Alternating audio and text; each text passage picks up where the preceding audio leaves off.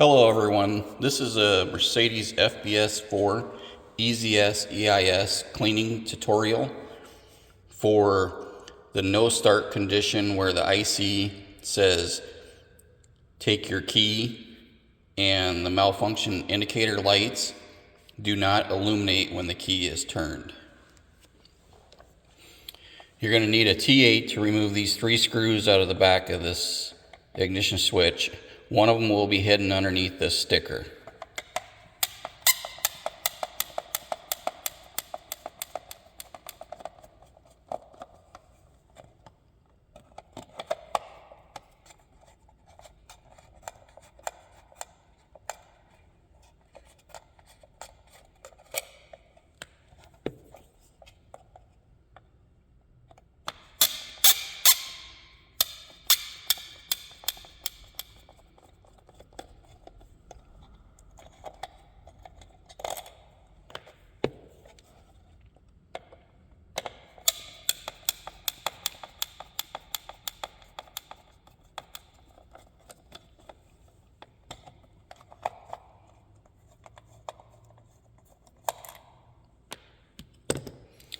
You will then need a pocket screwdriver to go around and release these 6 locks on the side of the ignition switch.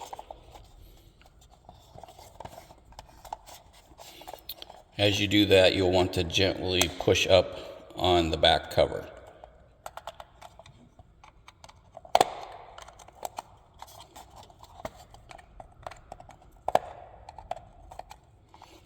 Then the back cover will be removed. You'll be able to take your finger and push right here and it will pull, you'll be able to pull the board and the coil assembly out.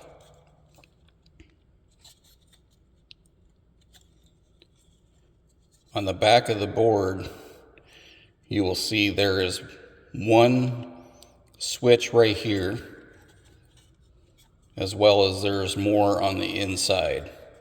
You would take a flat blade pocket screwdriver and come over to the 3 pins that connect to the coil and come in underneath the board and gently pry up next to them.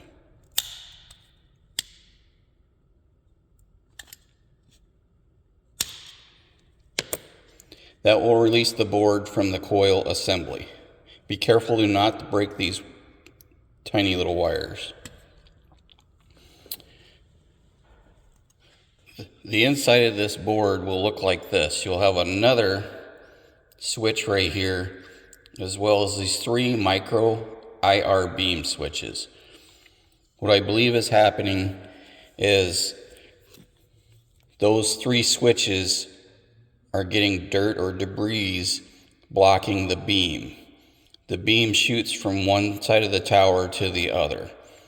In a sequence, it breaks these beams and opens certain beams. Upon insertion of the key, it blocks this switch here, which activates the key coil to trigger an IR signal to the IR collector here in the middle of the board. As you turn the key, it will activate certain circuits. What I do for cleaning is I take contact cleaner and I will spray those 3 micro IR beam switches and the board to get all the dust or dirt that may be on it off. Flip it over and I do the other side as well. Then I take compressed air, or a can of air preferably, and dry it off.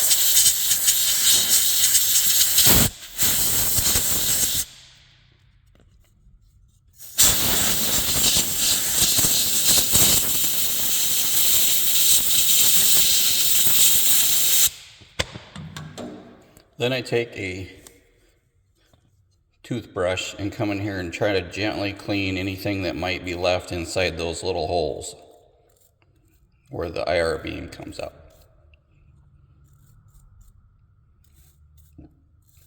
I also hit the other two switches and the IR collector.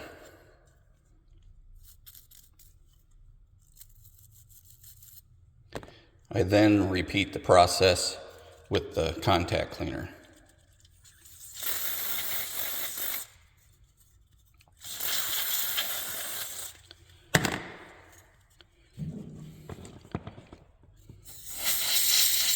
Then gently dry it off again.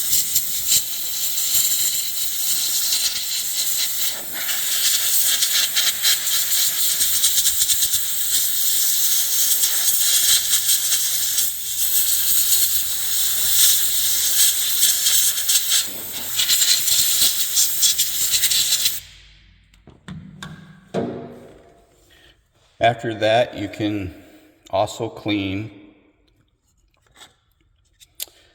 the coil assembly with contact cleaner as well. Just lightly mist it on there, and then I blow it with air.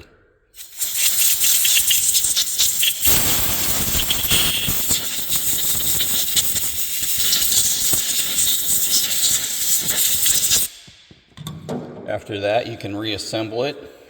You just got to line the 3 pins onto the locating pins, as well as the 3 coil wire pins.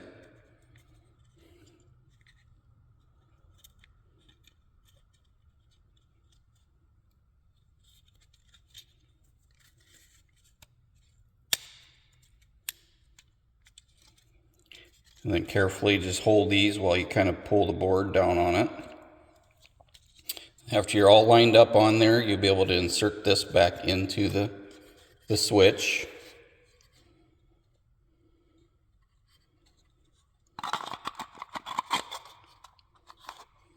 Put your rear cover back on. Reinstall your screws.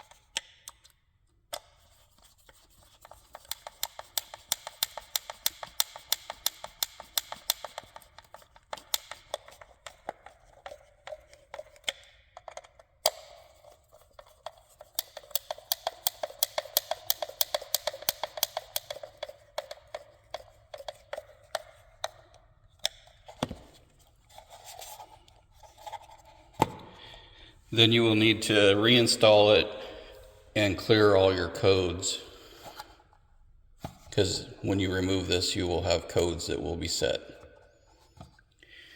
If for some reason this does not work, I have another way to determine which one of those IR beam switches is bad. If you're interested, I will make another video on how to solder a new switch in place. If you have any questions, just please leave them in the comments. Thank you.